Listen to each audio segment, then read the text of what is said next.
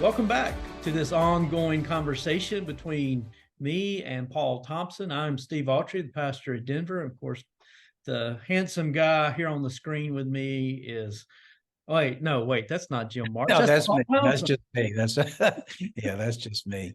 That's Paul Thompson from Huntersville United Methodist Church. And we've been talking this week about gratitude as we are coming up on and in the midst of Thanksgiving season, a holiday that sometimes it just seems like a little speed bump between Halloween and Christmas now.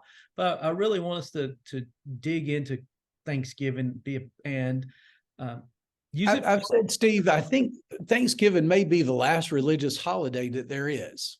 That's obviously a little provocative to say that, but we've kind of lost Christmas. Seems to have lost its religious significance. Sometimes even Easter loses its religious significance. It's hard to lose the religious significance of Thanksgiving because it is so tied to this idea, to whom are you thankful? Right. Who do you acknowledge as the gift giver if you, Right. you were going to truly enter into Thanksgiving? So, Paul, over at your place this coming Sunday, I understand that you're going to be talking about a story of Jesus from Luke's gospel. A wonderful story from the Gospels about gratitude, one that always catches us. One of the things we know about Luke and Luke's Gospel, Luke is always including the outsiders in his story. Luke really focuses the telling of his story on people who are typically outsiders, like women, like people who are from a different place. Oftentimes he includes like the story of the Good Samaritan, an outlandish story in which how would we think a Samaritan could be good? And then he includes people like lepers. And our story today from Luke chapter 17 is a story about lepers and one who is thankful. Let me read for you from Luke chapter 17, beginning at verse 11. Luke writes, on the way to Jerusalem, Jesus was going through the region between Samaria and Galilee. As he entered a village, 10 lepers approached him. Keeping their distance, they called out, saying, Jesus, have mercy on us, Master. And when he saw them, he said to them, hey, go show yourselves to the priests. And as they went, they were made clean. Then one of them, when he saw that he was healed, turned back, praising God with a loud voice. He prostrated himself at Jesus's feet and thanked him. And he was a Samaritan. Then Jesus asked, were not 10 made clean? But the other 9, where are they? Was none of them found to return and give praise to God except this foreigner? And then Jesus said to him, get up and go on your way. Your faith has made you well. Steve, I love Luke's gospel for that very reason. It stands out so much that Luke tells these stories, and he includes people like lepers who are Samaritans, and it really kind of pokes at us who always see ourselves as the insiders, that God is always focused on the outsiders. Yeah, I think God's big enough to be focused on insiders and outsiders. But in Luke's gospel, you certainly see that preference and inclusion of those that were never included. And they're often, again, here's another story of another Samaritan who is lifted up as a moral example. Yeah, Samaritans, I think most of you know the story. Samaritans were considered half-breeds by the Jews, especially in the South. Samaritans were those that when the land of Israel was taken over in first 722 by the Assyrians and then 587 by the Babylonians, they literally brought in people from other parts of the world and settled them into the land that was known as Israel at the time. They were foreigners. They were often from a whole different background of religion, most of them pagan religions. And the people in the South, centered in and around Jerusalem, who we typically refer to as Judah, absolutely abhorred and hated the Samaritans. And they developed it was, a mixing of ethnicities. There were still some Jews there. They intermingled, married, and they they ended up with an interesting religious system that was a mix of Eastern religion and Judaism. And so they had different high and holy places. They had different ways they did things. And again, especially for the proper Jew, by the time of Jesus's day, the Samaritans were just, oh, they were the worst in the eyes of. You would walk 5 miles out of the way in order to avoid possibly even bumping into a Samaritan. Well, yeah, they so would bad. go the long way around when they traveled from north to south to avoid going through that region of Samaria and go to And the second, extraordinary trouble and expense to do that. and the second layer of this is that he was a leper. We might understand this disease today as a skin disease that was not able to be transmitted to another person. But in those days, they simply considered that leprosy was first and foremost likely a result of sin, that it was God who was punishing that person, and they wanted no part of that. Well, So yeah. the lepers were cast out of the community. They were put in leper colonies. No one wanted any contact with them. Lepers were literally the dregs of society. Well, and when leprosy progresses, it disfigures. Yeah. It's a horrific condition.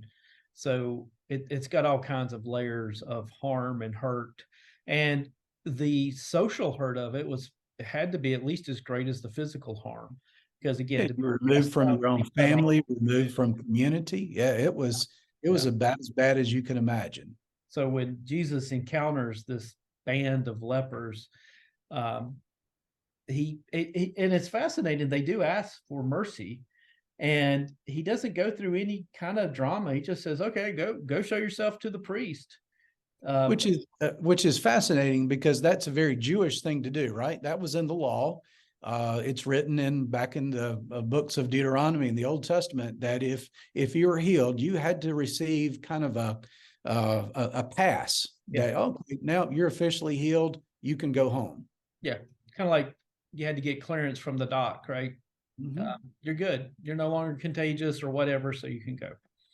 So these 9 were so anxious to go get that, so anxious to go running home, to hug their wives, to be back with their families, their children. They were ecstatic. They were running.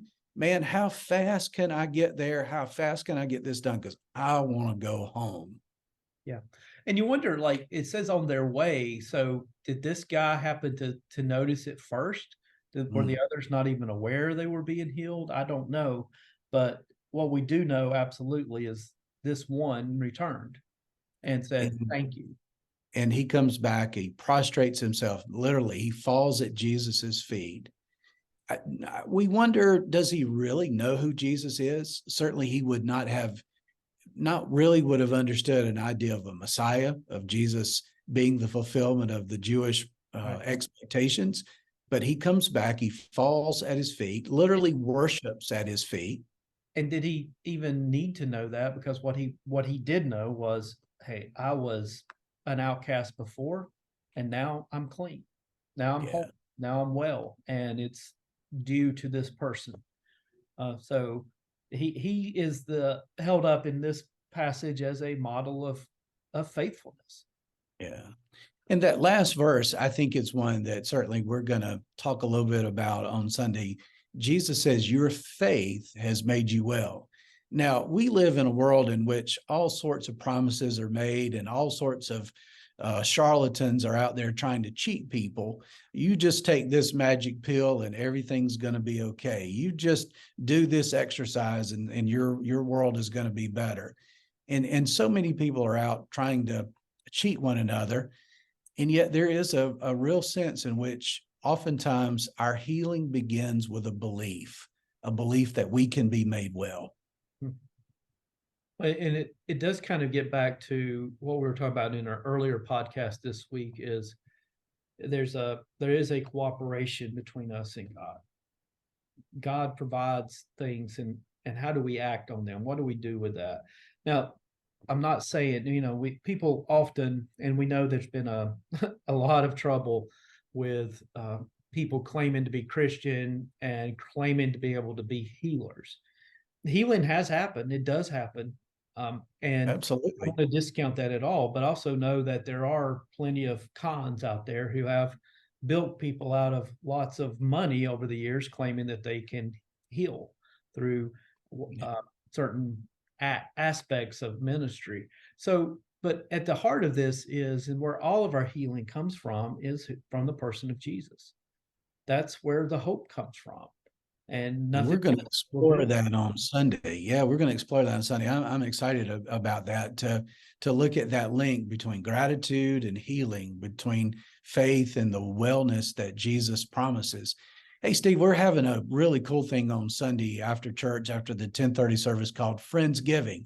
A little take on Thanksgiving. You know, Thanksgiving, we gather with our family and we do the typical, turkey dressing and all that kind of stuff. On Sunday, we're having a meal that we're inviting friends to come to, new friends that we've met through Loaves and Fishes, through other ministries in our church, and really looking forward to that. It's kind of an indication Jesus often made new friends around a meal, and I'm hopeful that this week is going to be a really good week for us to make some new friends around a meal at Huntersville. Right. And that idea of gathering around the banquet table is a messianic hope. It's a way of showing God's provision and the kingdom that is here and yet to be fulfilled also. So I pray that you get a glimpse of that kingdom in the midst of that meal. Amen. Yeah. Over here that evening, we are going to be doing a food packing program. The idea is that we used to do a Thanksgiving dinner on the Sunday night before Thanksgiving for our church family, and we came to realize none of us really needed another Thanksgiving meal. Yeah, well, we might learn that lesson this time, but that this idea that and that we weren't doing it like you were. We weren't bringing in those from the community. We were just kind of having a fellowship meal, which was in and of itself has plenty of merit. But the conviction there was, we really need to take these resources and do something kingdom oriented with them beyond just fellowship. So we started having on the Sunday night before Thanksgiving some type of service project. And this year, that service project will look like working with Feed the Hunger and packing meals that will go around the world to help feed people. Mm-hmm. So look forward to gathering our congregation. And by the way, if you want to be a part of that, just go online. You can register, and please do register, because we need to know how many people are coming, and we'll be doing that on Sunday evening. Well, friends, we sure do hope you have a wonderful week in preparation. We thank you so much for joining us today, and we look forward to, we won't be with you next week, being Thanksgiving week, but we'll look forward to seeing you in the first week of or getting ready for Advent. So thank you for joining us. Thank you. God bless you all.